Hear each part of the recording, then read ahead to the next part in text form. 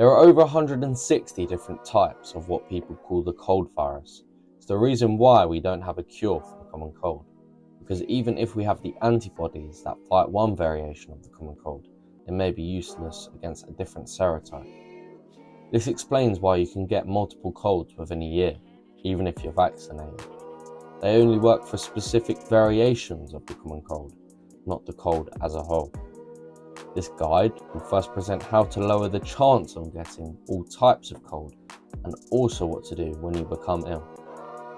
There are loads of things we can do to improve our immune system: getting enough quality sleep each night, getting quality exercise, getting adequate nutrition, avoiding chronic stress, getting sufficient sunlight, being hydrated.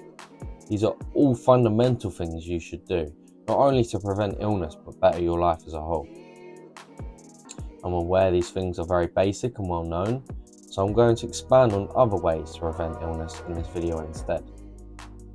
If you get germs on your hand that carry illness, for example a cold or the flu virus, it will only infect you if it can get inside your body via the nose, eyes, ears, mouth, etc.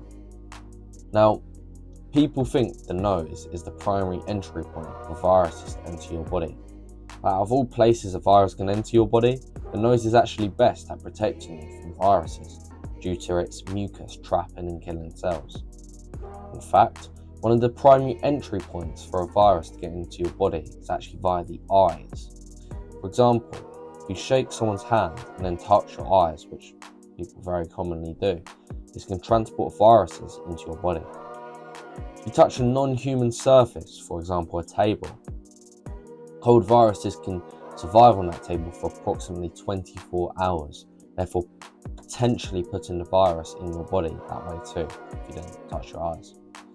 Fun fact, if you've ever woke up in the morning and have crust in the corner of your eyes, that's actually dead bacteria that your body has successfully defeated during your night's sleep. Now, I don't say this to make you scared of human contact, nor am I saying every single time you should touch a non-human surface you should wash your hands. I'm saying you should be wary of touching your face, as it can transport viruses into your body.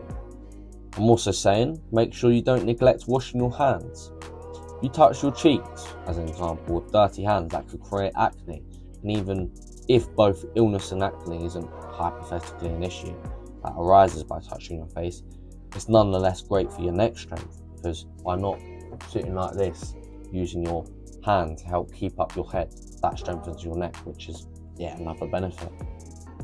People tend to develop symptoms of a cold/flu virus 1 to 2 days after being exposed to the virus. If you have a strong enough immune system though, and strengthen it via the fundamental methods I talked about at the start of the video, you can fight it off regardless of if you have been exposed to that specific serotype before or not. About 5 to 6 days after you hit the peak of worst symptoms of the cold, you're probably exiting the phase where you are contagious. If you still are feeling symptoms though, you definitely still are contagious, with you generally being most contagious when symptoms are at their peak. So what should you do when being ill? Here's a graph I made on the amount of energy you should use while ill, with you doing the least amount of energy expending activities when you are most ill, and as you slowly recover to slowly get back to normal energy expending activities. Energy depletion means less energy to fight off illness, and so you should preserve your energy as much as reasonably possible. In theme with that, avoid doing mental work that requires a lot of energy when reasonably possible. At rest, your brain uses 20% of your body's energy, and that increases even higher when you force yourself to focus and refocus when ill. Sometimes people believe that pushing through illness is a form of mental toughness, and although it is, by resting and allowing your body to focus on its energy on healing, you recover much more efficiently, ultimately reducing the duration and severity of the illness. People in the self-improvement community have the wrong idea that they should always do the hard work, even if they don't feel like it, but in this regard, you'll actually get more efficient work done and improve yourself at an accelerated rate by preserving your energy as much as reasonably possible when you're ill. For those that say, oh, I would avoid doing all energy expending activities, including mental work, that will make me even more stressed. And didn't you say at the start of the video to avoid chronic stress? Well, firstly, if you have to do work, I'm by no way telling you that you absolutely cannot do it. I just said to avoid energy expending activities where reasonably possible. Secondly, light mental exercises such as reading or watching videos are fine. They don't require much energy at all.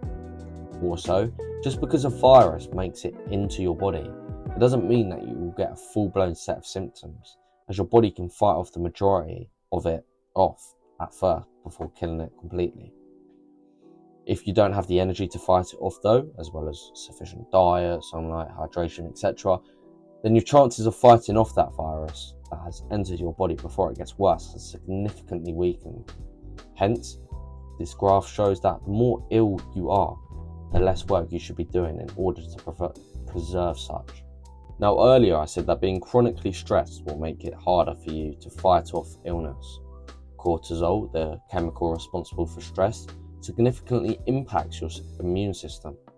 There's something called the cortisol awakening response, so CAR, where cortisol levels rise sharply about 30 to 45 minutes after waking up.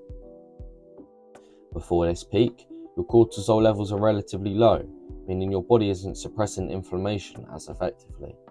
So when you first wake up, you may feel more ill because your immune system has been more active during the night, increasing inflammation and associated symptoms like congestion and headaches. You also get more ill at night because of a decrease in cortisol. Cortisol is highest during the day, and these high levels suppress your immune activity to a larger degree and suppress the effects of symptoms of illness that are on your body. Cortisol is highest during the day, and these high levels suppress your immune activity to a large degree and suppress the effects the symptoms of illness have on your body. Your knee-jerk reaction to this may first seem like cortisol is good, as nobody of course wants to feel the symptoms of illness that are especially present when you first wake up and are going to sleep due to a lack of cortisol. The truth is though, that when cortisol levels are low, your immune system is far more active in fighting off illness or infection. And when cortisol levels are higher, the opposite is true as well. You feel worse in the short term with cold and flu symptoms in order to recover and fight off the illness faster. The reason, by the way, why our bodies are like this is evolution. If in caveman times a bear came along and we had to fight it but we were ill, we'd be screwed if the stress didn't temporarily suppress the symptoms of illness. It's why stuff like the Wim Hof breathing technique, which is really just hyperventilation, is linked with improving illness symptoms for a short while, among other things. Chronic stress should really be avoided where possible, and the saying that you can worry yourself sick really does have merit. On this topic, I lastly want to point out that when people do something for a long time that makes you stressed for a long time, for example an exam, once that exam finishes and they, for example, go on holiday, you will often become ill because of the reasons I've just mentioned. So you should do the fundamental things like sleep a lot, have sufficient nutrition, be hydrated, and so on. You should avoid energy expending activities as much as reasonably possible when fighting off illness to combat it effectively. And furthermore, you should avoid chronic stress. But what else can you do when you're ill? Well, taking a hot shower or bath when ill can help fight off illness as it clears congestion, makes it easy to breathe, promotes blood circulation, allowing your body to fight off illness more effectively, relaxes your body, promoting better rest, which is the key to recovery. Saunas as well can do this, but make sure it isn't too hot, as in that case saunas can be bad as heat exposure that's too extreme can use a lot of energy and spike your cortisol levels very high, which can be useful in many cases, but in this case, not that great. Like I said, I'm not saying saunas are bad, just in this case it's not optimal. As well as using heat exposure to your advantage, avoid mouth breathing. I stated previously that breathing out of the nose is the best way to filter out viruses.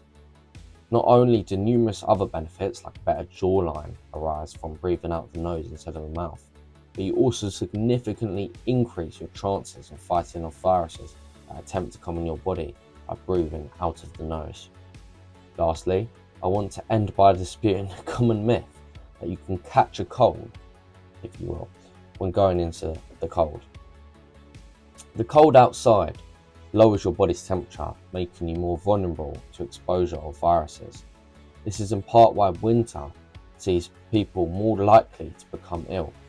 But if you train to be resistant from cold, for example by taking cold showers, which I highly recommend for numerous benefits, not only this, your body temperature won't be lowered when going into colder environments, and therefore your immune system won't be weakened.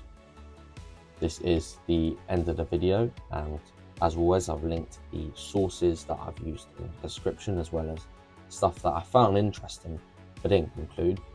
We have over 200 subscribers now, and we're only on our 11th video, so I highly appreciate the support. Keep it up, keep on sending those likes, keep giving those subscribes. I am so grateful, and if you have any constructive criticism, feel free to send it. I honestly don't mind.